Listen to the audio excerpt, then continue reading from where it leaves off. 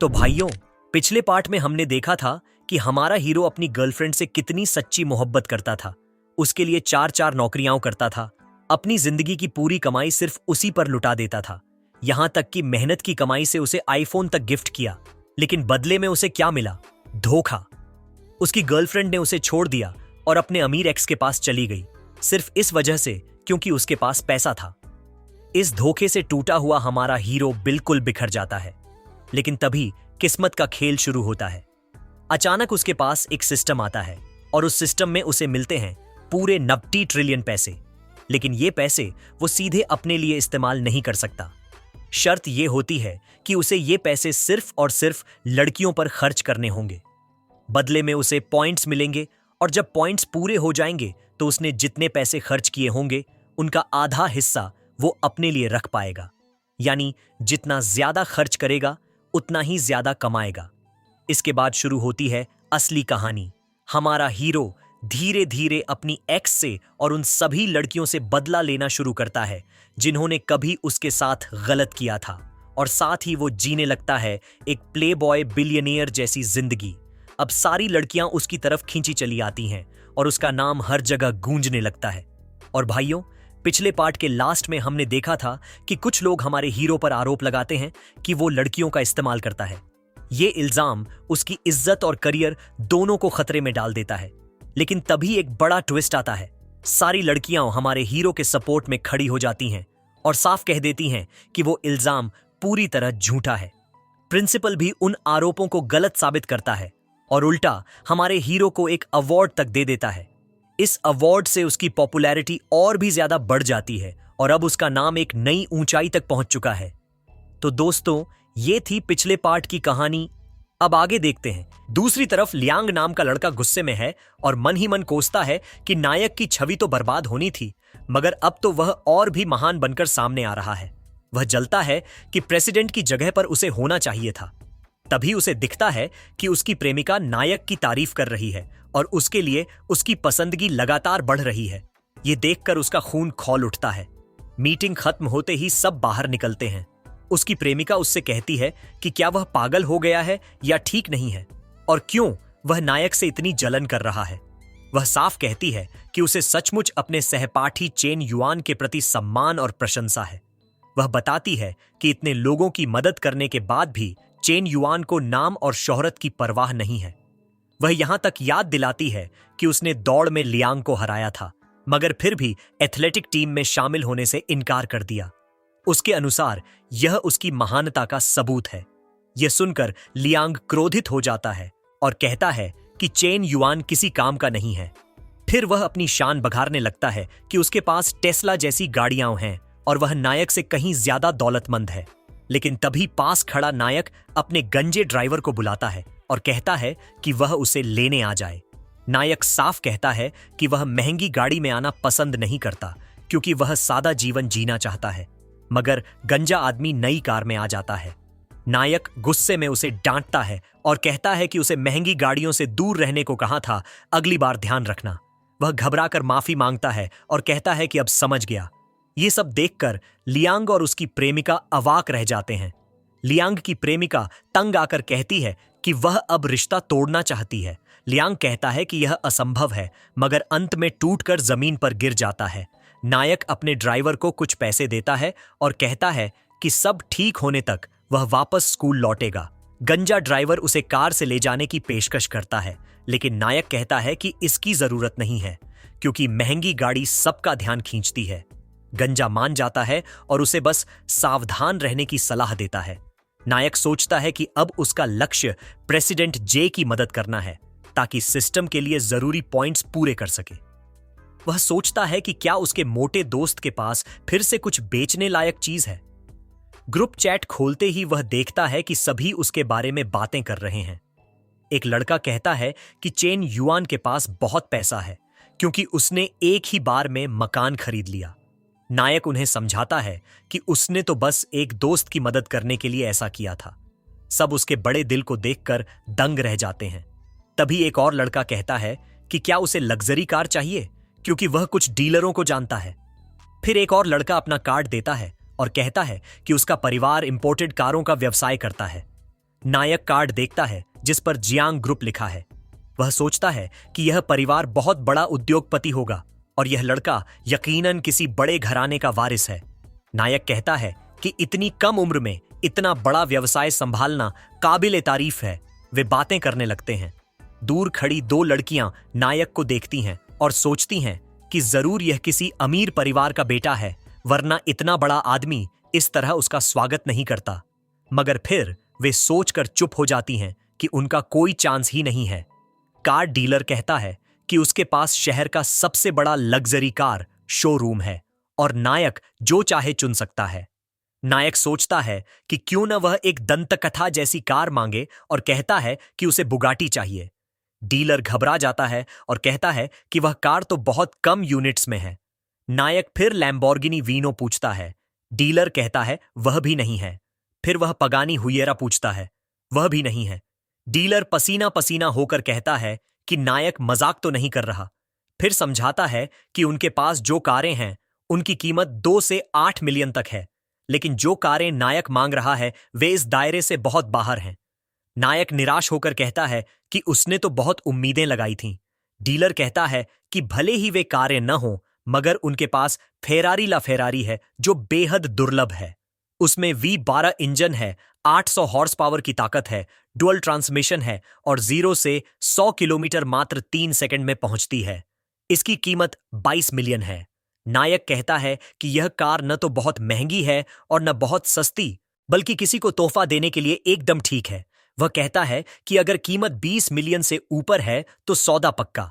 वह तुरंत कार्ड से पेमेंट करना चाहता है और कहता है कि कार सीधे उसके विला तक पहुंचा दी जाए। डीलर घबराते हुए मान जाता है। तभी नायक को अपने दोस्त का फोन आता है जो रोते हुए कहता है कि उसकी प्रेमिका ने धोखा दिया है।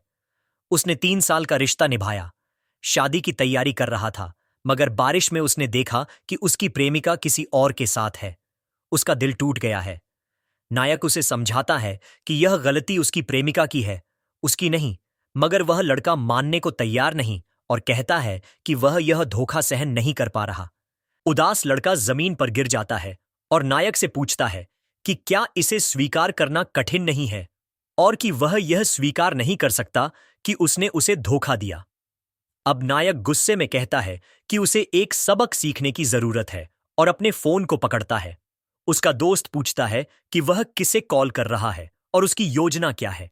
केनान उसे शांत रहने और उस पर भरोसा करने के लिए कहता है कि अब से वह सब कुछ संभालेगा और सुनिश्चित करेगा कि उसकी पूर्व प्रेमिका उसके सामने घुटने टेक कर माफी मांगे। नायक डीलरशिप वाले लड़के को कॉल करता है जो तुरंत रिस्पॉन्ड करता है। चेन युआन कहता है कि वह कुछ कारें उधार लेना चाहता है, लेकिन कुछ भी बहुत महंगा नहीं, केवल वे जो 20 मिलियन से अधिक की हों, और कहता है कि उसे कुछ भरोसेमंद दोस्तों की जरूरत है जो उन्हें कल ड्राइव करें। डीलरशिप वाला लड़का कहता है कि कोई समस्या नहीं है और वह कल के लिए सब कुछ व्यवस्था कर देगा। नायक का दोस्त अभी भी भ्रमित है। आगे हम एक रेस्टोरेंट का सीन देखते हैं जहां हमारे नायक से एक लड़की को बुलाया था। फिर नायक अपने दोस्त को उससे मिलवाता है। केन युआन एक्सुलियो को अपना दोस्त कहता है। उसका दोस्त देखता है कि केवल एक कॉल में उसने एक खूबसूरत लड़की को कैसे ला लिया और पूछता है कि वह चेन युआन कहाँ गया, जो पहले लड़कियों के सामने झुकता था और अब क्यों ऐसा लगता है कि वह उसके सामने झुक रही है। वह भ्रमित है, सोचती है कि नायक ने उसे सिर्फ एक दोस्त से मिलाने के लिए बुलाया, लेकिन वह थोड़ी और सोचती है और एक विचार बनाती है कि शायद वह चाहता है कि वह उसके करीबी दोस्तों से मिले। लेकिन नायक तुरंत जवाब देता है कि इसका उससे कोई लेना देना नहीं है और उसे केवल अगले दिन होने वाले एक छोटे से प्रैंक में उसकी मदद चाहिए। अगली सुबह का नजारा कुछ और ही होता है। सड़क पर एक सफेद कार बड़ी आराम से चल रही होती है, जिसमें बैठी होती है नायक के दोस्त की एक्स और उसका नया बॉयफ्रेंड। दोनों बातें करते हुए कहीं जा रहे होते हैं। अचानक ही एक चमचमाती लाल सुपरकार बिजली की तरह उनकी गाड़ी के साइड से निकलती है। उसका बॉयफ्रेंड गुस्से में चिल्लाता है, अबे साले, क्या तुझे कार चलानी नहीं आती क्या? मरवाएगा क्या सबको? तभी रेड कार का दरवाजा धीरे धीरे खुलता है और उसमें से उतरता है लियू, नायक का दोस्त। लेकिन आज उसका लुक पूरी तरह बदल चुका होता है। महंगे कपड़े, हाथ में गोल्डन वॉच और चेहरे पर कॉन्फिडेंस की चमक। उसके साथ वही लड़की भी होती है जो पिछली रात रेस्टोरेंट में देखी गई थी। वो लड़की लियू से चिपक कर कहती है, बेबी देखो ना, इन लोगों ने तो हमारी कार को लगभग ठोक ही दिया था। लियू थोड़ा नर्वस दिखता है क्योंकि ये पूरी लाइफस्टाइल उसके लिए पहली बार था। तभी पीछे बैठी उसकी एक्स उसे गौर से देखती है और हैरानी से कहती है, ये लियू है या कोई और बनावटी अमीर लड़का? आखिर ये सच में इतना अमीर कब से हो गया? इतना ही नहीं, तभी दूर से कई सुपरकार्स और बाइक्स वहां आकर रुकती हैं। माहौल पूरी तरह हाई फाई हो जाता है। उनमें से नायक का वही कार डीलर भी उतरता है जिसके पास दर्जनों सुपरकार्स होती हैं। वो जोर से हंसते हुए कहता है, अरे भाई, आज तो लियू ने हम सबको यहां बुलाया था मिलने के लिए। और हां, वो उसकी एक्स और उसके बॉयफ्रेंड को घूरता है। ये लड़का जो तेरे साथ है ना, ये असल में अपनी दौलत का इस्तेमाल सिर्फ लड़कियों को फंसाने और उनका इस्तेमाल करने के लिए करता है। यह सुनते ही लियू की एक्स के चेहरे का रंग उड़ जाता है। उसे याद आने लगता है कि कैसे उसने लियू को धोखा देकर इसी लड़के के लिए छोड़ा था। उसका दिल पछतावे से भर जाता है। गुस्से में आकर वो अपने बॉयफ्रेंड को तमाचा मार देती है और रोते हुए लियू के पैरों पर गिर जाती है। लियू, मुझसे गलती हो गई। एक बार, सिर्फ एक बार मुझे माफ कर दो। मैं फिर कभी तुम्हें छोड़कर नहीं जाऊंगी। लेकिन लियू अब बदल चुका था। वो उसके आंसुओं की तरफ देखे बिना मुस्कुराता है और धीरे से कहता है, माफ करना, लेकिन अब मैं वही लियू नहीं हूं जिसे तुमने छोड़ा था। अब मेरे पास हर वो चीज है जो मैंने कभी सपने में सोची थी, और तुम्हारे लिए मेरे दिल में अब सिर्फ खालीपन है। ये कहकर लियू साइड में चला जाता है और अपनी लाल कार की ओर बढ़ता है। उसकी एक्स वहीं सड़क पर रोती रह जाती है और बाकी सब लोग दंग रह जाते हैं। कैमरा धीरे धीरे झूम आउट करता है। लड़का चारों ओर देखता है, सबको बात करते हुए देखता है।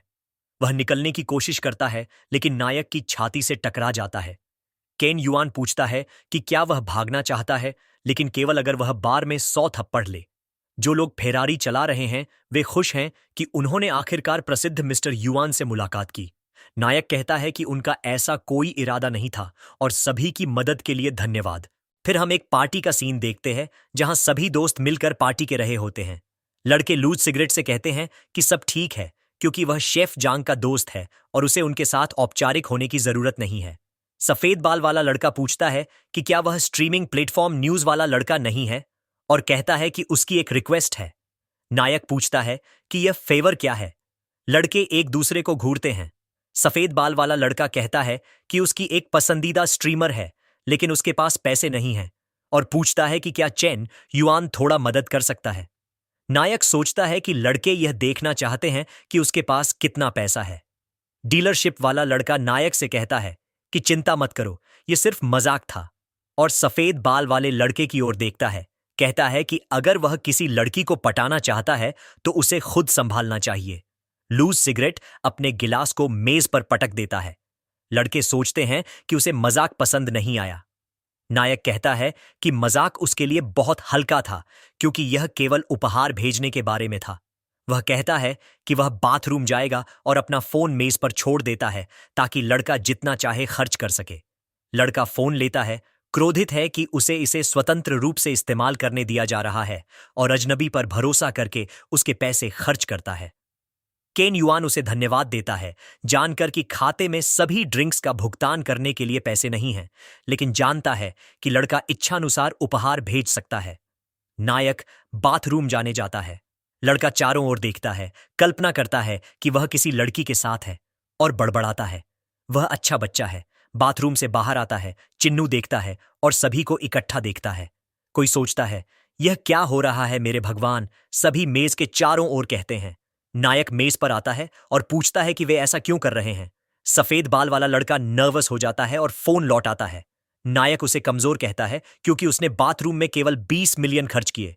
लड़के पागल हो जाते हैं, सोचते हैं कि क्या उसके पास बैंक से ज्यादा पैसा है। नायक नाराज है कि उसने केवल 13 मिलियन खर्च किए, 20 मिलियन भी नहीं, और कहता है कि वह 60 मिलियन खर्च करेगा। लड़का उसका हाथ पकड़ता है, कहता है कि इतना काफी है। लड़की उस सभी पैसे के साथ सहज नहीं होगी। डीलरशिप वाला लड़का आता है और सफेद बाल वाले लड़के से कहता है कि वह जीत नहीं सकता और टोस्ट करने का प्रस्ताव देता है। मान्यवर चीफ यान, अब से मैं आपकी अगुवाई में हूं। लड़का टोस्ट शुरू करता है। दर्शक सोचते हैं कि सर्कल के बीच में यह लड़का कौन है। वे कहते हैं कि सफेद बाल वाला लड़का काफी अमीर है, लेकिन वह नायक के साथ शामिल होता दिख रहा है। चुआन का फोन बजता है। वह देखता है और समूह को अलविदा कहता है। ब्लूगर वाला लड़का नायक की योजना समझता है और कहता है कि वह भाग रहा है क्योंकि वह बिल नहीं देना चाहता। लेकिन एक और लड़का उसे पागल कहता है और पूछता है कि क्या उसने उनके सामने खर्च किए गए पैसे नहीं देखे। लड़का केवल सहमत हो जाता है। संदेश छोटे स्ट्रीमर से आया था। कह रही है कि वह शहर में है और उससे मिलने के लिए इंतजार नहीं कर सकती। नायक कहता है कि वह कल फ्री है। चेन युआन उसे घूरता है और कहता है कि इतने लंबे समय बाद उसे अपनी दया का फल मिलेगा। वह पहुंचती है और सोचती है कि यह सिर्फ एक डेट होगी और अपने आकर्षण के साथ उसे कोई दिक्कत नहीं होगी। अगले सीन में हम देखते हैं कि स्ट्रीमर और नायक टेबल पर बैठे होते हैं। फिर पूछता है कि वह क्या बात कर रही थी। उसे याद आता है कि बॉस ने उसे डांटा था कि वह एक दिन में उसके सभी प्रशंसकों से ज्यादा खर्च करता है और अगर उसे नग्न होकर उसे सुलाना भी पड़े तो भी उसे अपने वश में करना होगा। छोटी स्ट्रीमर सोचती है कि उसके खूबसूरत चेहरे के बावजूद भी वह उसके प्रति उदासीन लग रहा है और वह निराश हो जाती है कि वह उसे जीत नहीं पा रही है। वह अपने आकर्षण से उसे बहकाने की कोशिश करती है और पूछती है कि इतनी कम उम्र में वह इतना अमीर कैसे हो गया। हालांकि सिस्टम एक संदेश भेजता है कि उसकी अनुकूलता फेवरेबिलिटी बहुत ज्यादा है और वह जुड़ नहीं पा रहा है। नायक को एहसास होता है कि उसे पहले उसकी अनुकूलता कम करनी होगी और वह सोचता है कि क्या करना चाहिए। वह संबंध बनाने के लिए उसकी अनुकूलता कम करने के लिए घिनौनी हरकतें करना शुरू कर देता है। नायक कहता है कि वह सिर्फ अपने पिता के पैसे का उपयोग करता है और वे लाखों का बैंक का कर्ज होने के कारण दिवालिया हो रहे हैं। वह कहता है कि उसने यह मुलाकात यह देखने के लिए रखी थी कि क्या वह उसे दिए गए पैसे वापस ले सकता है, क्योंकि उसने बहुत ज्यादा खर्च कर दिया था। तो वह घृणा से भर जाती है, लेकिन कम से कम नायक की योजना काम कर रही है क्योंकि वह 20 अनुकूलता अंक खो देता है। वह इसे और बर्दाश्त नहीं कर सकती और पूछती है कि अगर वह गरीब है तो उसने उसे बाहर क्यों बुलाया, यह कहते हुए कि उपहार वापस मांगना यह दर्शाता है कि वह एक सम्मानजनक व्यक्ति नहीं है। छोटी स्ट्रीमर किसी को फोन करती है और कहती है कि वह नायक से मिली है और वह उसे परेशान करता रहता है, यह सोचकर कि वह एक पीछा करने वाला हो सकता है। नायक यह देखकर निराश हो जाता है कि ऐसी बेईमान महिला कितनी जल्दी अपना व्यवहार बदल लेती है और उसे बेशर्म कहता है। एक लड़का दरवाजे से अंदर आता है और पूछता है कि उसकी महिला को कौन परेशान कर रहा है। वह उसकी ओर दौड़ती है और कहती है कि वह चेन युआन नाम के उस पाखंडी से बहुत डर गई थी। वह लड़का उसे नजरअंदाज करता है और भाई युआन की ओर आता है। आप भी यहां हैं, उसने शर्मीले नायक से कहा। वह लड़का चिन्ह युआन से मिलकर प्रभावित होता है और कहता है कि उसे जानना सम्मान की बात है। वह भ्रमित हो जाती है, यह नहीं समझ पाती कि श्री युआन उसके प्रति इतने विनम्र क्यों हैं। वह लड़का सबसे अमीर दूसरी पीढ़ी के उत्तराधिकारियों में से एक है, जिसके पास इलाके में कई उद्योग हैं। वह मेज पर थप्पड़ मारता है और उसे बेवकूफ कहता है, यह कहते हुए कि वह एक सबसे महत्वपूर्ण आदमी को परेशान कर रही है और उसे गरीब कह रही है। वह सोचती है कि वह ऐसा क्यों कर रहा है, यह सोचकर कि नायक उसकी ईमानदारी की परीक्षा ले रहा था और उसे एहसास होता है कि उसने बहुत बड़ी गड़बड़ कर दी है। छोटी स्ट्रीमर जानती है कि उसे वापस जीतना होगा और माफी मांगना शुरू कर देती है। उसकी माफी के लिए भीख मांगती है। इसके साथ सिस्टम उससे जुड़ जाता है। नायक एक नजर डालता है और कहता है कि ठीक है, वह बस एक युवा अनुभवहीन लड़की है। वह कहती है कि वह समझती है और वह सचमुच उसका पसंदीदा है। 10, 10, 10, 10 अनुकूलता अंक बढ़ जाते हैं। क्या कोई सोचता है कि लोग दूसरों को बहकाकर ऐसे ही कमाते हैं, यह सोचकर कि जब तक उन्हें पैसा मिल सकता है अनुकूलता बढ़ेगी। वह कहता है। लड़का मेज पर थप्पड़ मारता है और कहता है कि उसने उसकी प्रसिद्धि बढ़ाने के लिए उस पर बहुत पैसा खर्च किया और वह उसके सबसे अच्छे दोस्तों में से एक के साथ ऐसा व्यवहार करती है। वह लड़का नायक को एक सम्मान कार्यक्रम में आमंत्रित करता है। नायक कहता है कि वह बिना किसी समस्या के जा सकता है और वह यह उनकी दोस्ती के सम्मान में कर रहा है। चेन युआन कार में बैठता है। छोटी स्ट्रीमर कहती है कि वह भी जाना चाहती है। कार में वह उसे गले लगाती है और पूछती है कि क्या वह उससे नाराज है, यह कहते हुए कि वह सच में समझती है कि वह गलत थी। नायक अपना फोन निकालता है और स्ट्रीमिंग प्लेटफॉर्म खोलता है। वह कहता है कि यह ठीक है और वह बहुत ज्यादा चिंता कर रही है। चेन युआन एक अच्छी व्यवहार वाली लड़की का लाइव स्ट्रीम खोलता है और दर्शकों को उसका अनुसरण करने के लिए कहता है। छोटी स्ट्रीमर आश्चर्य से देखती है क्योंकि वह दान करता है। स्ट्रीम पर वह लड़की उपहारों से पागल हो जाती है, कुछ भी नहीं समझती। वह उसे मिली राशि से बेहोश हो जाती है। छोटी स्ट्रीमर इस बात से प्रभावित होती है कि नायक कितनी जल्दी अपना पैसा खर्च करता है। वह कहती है कि वह सारा पैसा उसके लिए होना चाहिए और वह मजाक कर रहा होगा। 30 अनुकूलता अंक बढ़ जाते हैं। लड़की कहती है कि वह चाहती है कि उसकी उंगलियां स्क्रीन पर नहीं बल्कि उसके शरीर पर टैप कर रही हों और उसे और 30 अनुकूलता अंक मिलते हैं। वह यह कहते हुए देखता है कि वह उसे दूसरों को पैसे देकर अपमानित करते हुए देखकर मजा ले रही है। स्थान पर पहुंचने पर वह लड़का नायक का स्वागत करता है, यह कहते हुए कि यह शहर का सबसे प्रतिष्ठित निजी रेस्तरां है जहां केवल एक विशेष सदस्यता आमंत्रण के साथ ही पहुंचा जा सकता है और इसकी 3 महत्वपूर्ण विशेषताएं हैं। नायक 3 महत्वपूर्ण विशेषताओं के बारे में भ्रमित है। प्रभावशाली भोजन, एक अनूठी सेटिंग का अनुमान लगाता है लेकिन तीसरी का पता नहीं लगा पाता। लड़का प्रभावित होता है कि उसने 2 का अनुमान लगा लिया और कहता है कि वह तीसरी का अनुमान नहीं लगा पाएगा। केन युआन अध्यक्ष को अपना वाद्य यंत्र बजाते हुए देखता है और लड़का कहता है कि यही तीसरा बिंदु है। शेफ की बेटी जिया यूकी, वह खड़ी हो जाती है और वे भ्रमित नजरें मिलाते हैं।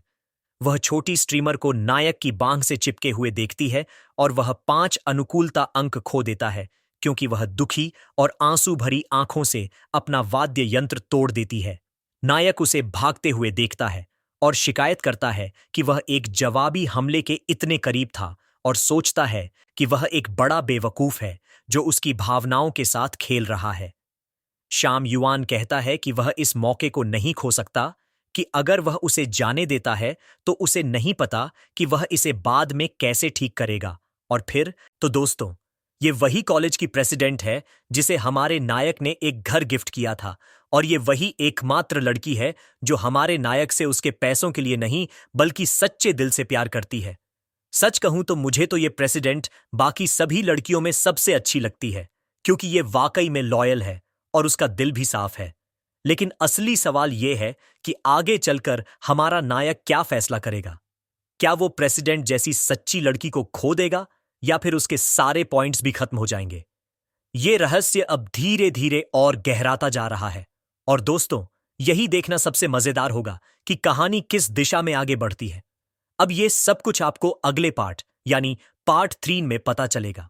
तो मेरे भाइयों, अगर आप भी जानना चाहते हो कि आखिर नायक की किस्मत में क्या लिखा है तो जरूर जुड़ना अगले वीडियो में। और हाँ, वीडियो अच्छा लगा हो तो सब्सक्राइब जरूर करना और अपने भाई को थोड़ा सपोर्ट दिखाना। मिलते हैं अगले धमाकेदार पार्ट में।